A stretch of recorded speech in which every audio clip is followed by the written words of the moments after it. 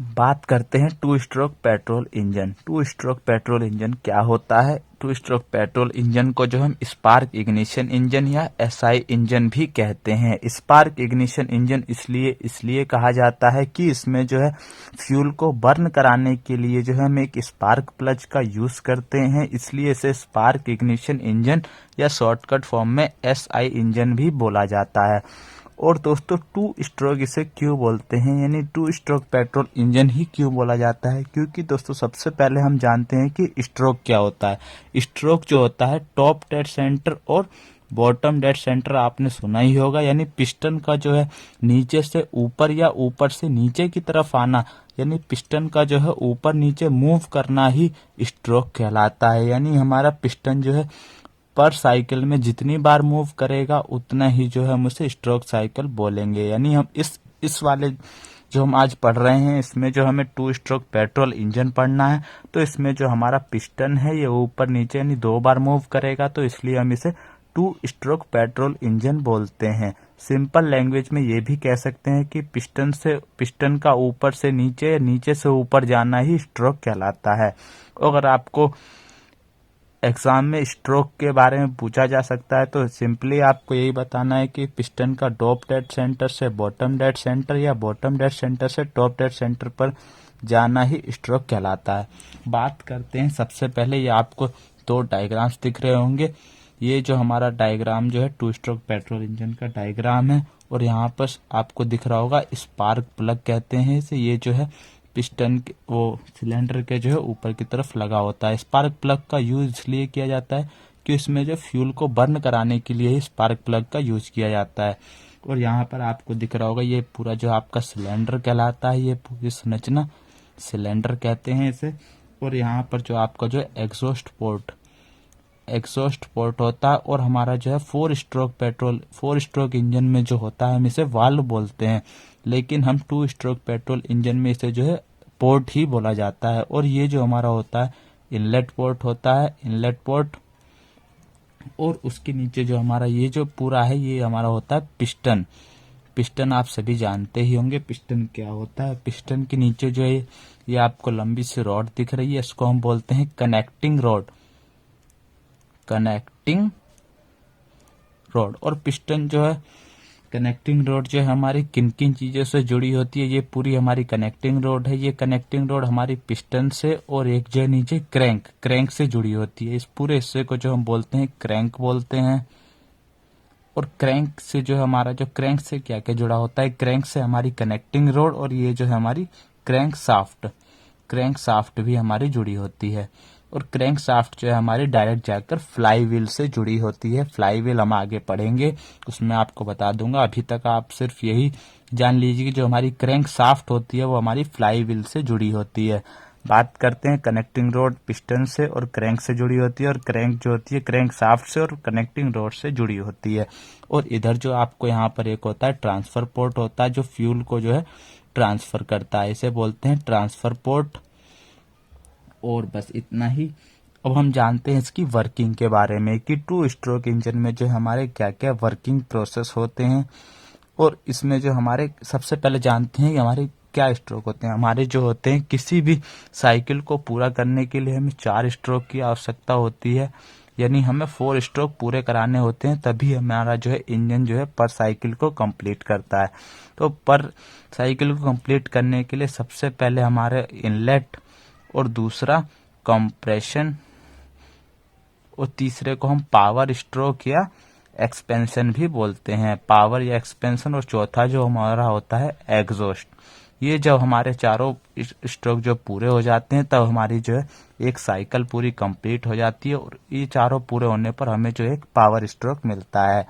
तो बात करते हैं इस वाले में हमें कौन कौन से प्रोसेस जो है, यानी कौन कौन से स्ट्रोक जो है कंप्लीट करने हैं। इसमें जो है हमें 2 पूरे करने हैं, यानी इसमें आपको एक्सपेंशन और एग्जॉस्ट 2 प्रोसेस इसमें दिखेंगे। और इस वाले डायग्राम में जो आपको कंप्रेशन और इनलेट, इसे बोल सकते हैं कंप्रेशन या सक्शन, 2 प्रकार के इसमें जो है स्ट्रोक आपको पूरे करने हैं। बात करते हैं इस वाले में, तो इसमें जो आपका हमारा जो पिस्टन होता है, ये पिस्टन जो होता है टॉप डेड सेंटर से बॉटम डेड सेंटर की, यानी टीडीसी से बीडीसी की तरफ मूव करता है। जब हमारा पिस्टन जो है टीडीसी से बीडीसी की तरफ मूव करता है तो इनमें क्या क्या वर्किंग प्रोसेस जो है कंप्लीट होते हैं। बात करते हैं एक्सपेंशन प्रोसेस के बारे में। एक्सपेंशन जो होता है हमारा, यहाँ पर जो हमारा पूरा फ्यूल जब इकट्ठा होता है तो यहाँ से जब हम फ्यूल हमारा इकट्ठा हो जाता है तो हम यहाँ पर स्पार्किंग कराते हैं। स्पार्किंग कराने से जो हमारा फ्यूल जो बर्न होता है और पिस्टन को जो है नीचे की तरफ धक्का मारता है। अब आप सभी को मालूम हुआ कि जब आप किसी चीज को कंप्रेस करके उस पर स्पार्किंग करेंगे तो वो जो है उसको पीछे की तरफ धक्का मारेगी, यानी पिस्टन को जो है नीचे की तरफ धक्का मारा जाता है। तो इससे जो हमारा जो है एक्सपेंशन या पावर एक्सपेंशन होता है और हमारा पिस्टन जो है ऊपर से नीचे की तरफ तेजी से गति करता है, जिससे हमारी क्रैंक शाफ्ट जो है रोटेटिंग मोशन जो है देने लगती है। और जैसे ही हमारा पिस्टन जो है ऊपर से नीचे की तरफ यानी टॉप डेड सेंटर से बॉटम डेड सेंटर की तरफ आता है तो यहाँ पर जो हमारा ट्रांसफर पोर्ट जो लगा हुआ होता है, जो फ्यूल और एयर के मिक्सचर को जो है यहाँ से ट्रांसफर करता है, वो यहाँ पर फ्यूल जो है इकट्ठा होने लगता है और जो हमारे यहाँ पर एग्जॉस्ट गैसेस होती हैं उन सभी गैसेस को यहाँ से एग्जॉस्ट पोर्ट से जो बाहर निकाल देता है धक्का लगाकर। सिंपली ये कह सकते हैं जब हमारा प्योर फ्यूल जब यहाँ आता है तो जो यहाँ पर बेकार गैसेस होती हैं उन्हें धक्का मार के बाहर निकाल देता है। और जो हमारा यहाँ पर जो है फ्यूल जब बर्न होता है तो पिस्टन जो है टॉप डेड सेंटर से बॉटम डेड सेंटर की तरफ आता है। उससे हमें पावर या एक्सपेंशन और पावर दोनों सेम ही होते हैं। एक तरह से हमें पावर मिलती है इस स्ट्रोक में। और फिर हम इधर बात करते हैं इस वाले में जो हमारा 2 स्ट्रोक कंप्लीट होते हैं, कंप्रेशन और इनलेट। और इसमें जो हमारा पिस्टन जो है बॉटम डेड सेंटर से टॉप डेड सेंटर की तरफ मूव करता है, यानी बॉटम डेड सेंटर से टॉप डेड सेंटर की तरफ हमारा जो है पिस्टन जो है मूव करता है। जब पिस्टन बॉटम से टॉप की तरफ मूव करता है तो हमारा जो है इनलेट पोर्ट जो होता है, इनलेट पोर्ट ये है हमारा, इनलेट पोर्ट जो है ओपन हो जाता है और यहाँ से जो है फ्यूल और एयर का मिक्सचर जो है हमारे सिलेंडर के अंदर आने लगता है और इस तरह घूम कर ये पूरे जो हमारे सिलेंडर में है फ्यूल और एयर का मिक्सचर फिल हो जाता है। और कंप्रेशन कैसे होता है, जब हमारा पिस्टन जो है बॉटम डेड सेंटर से टॉप डेड सेंटर की तरफ मूव करता है तो जो यहाँ पर हमारा ये फ्यूल जो इकट्ठा होता है उसको जो है कंप्रेस करता है और यहाँ पर जो हमारा ट्रांसफर पोर्ट जो है वो बंद हो जाता है और हमारा यहाँ पर कोई भी फ्यूल और एयर का मिक्सचर जो है ऊपर नहीं जा पाता और जो भी फ्यूल ऊपर होता है उसको जो कंप्रेस कर देता है और यहाँ से जो इनलेट पोर्ट जो खोल देता है। इनलेट पोर्ट के खुलने से फ्यूल और एयर का मिक्सचर सिलेंडर के अंदर भरने लगता है और कंप्रेशन का प्रोसेस भी इस तरह पूरा हो जाता है।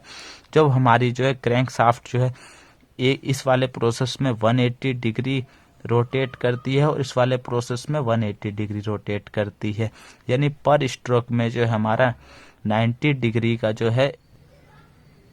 तो दोस्तों 2 स्ट्रोक पेट्रोल इंजन में जो हमारा जो इस वाले प्रोसेस में जो हमारी क्रैंक शाफ्ट जो है 180 डिग्री का रोटेशन देती है, यानी हमें 180 डिग्री क्रैंक शाफ्ट जो है रोटेट हुई मिलती है इस प्रोसेस में। और जब हमारा ये वाला प्रोसेस होता है यानी कंप्रेशन और इनलेट का जो प्रोसेस होता है, इसमें भी जो हमारी क्रैंक शाफ्ट जो है 180 डिग्री रोटेट होती है। तो इस तरह मिलाकर 360 डिग्री जो हमारा क्रैंक शाफ्ट को रोटेशन मिलता है इन स्ट्रोकों को पूरा होने में।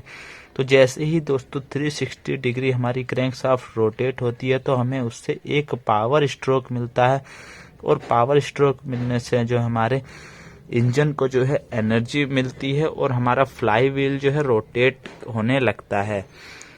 और इस तरह जो दोस्तों साइकिल जो है बार बार रिपीट होती है तो इससे जो हमारा जो है इंजन का प्रोसेस जो स्टार्ट हो जाता है।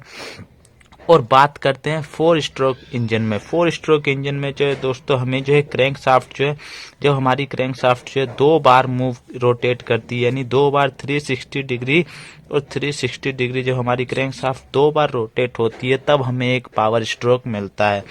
तो इस तरह जो है 720 डिग्री जब हमारी क्रैंक शाफ्ट रोटेट होती है तो हमें उसमें जो है एक पावर स्ट्रोक देखने को मिलता है। इसलिए दोस्तों 4 स्ट्रोक पेट्रोल इंजन जो है यानी जो हमारा 4 स्ट्रोक इंजन होता है वो 2 स्ट्रोक पेट्रोल इंजन के पावर के मुकाबले कम होता है।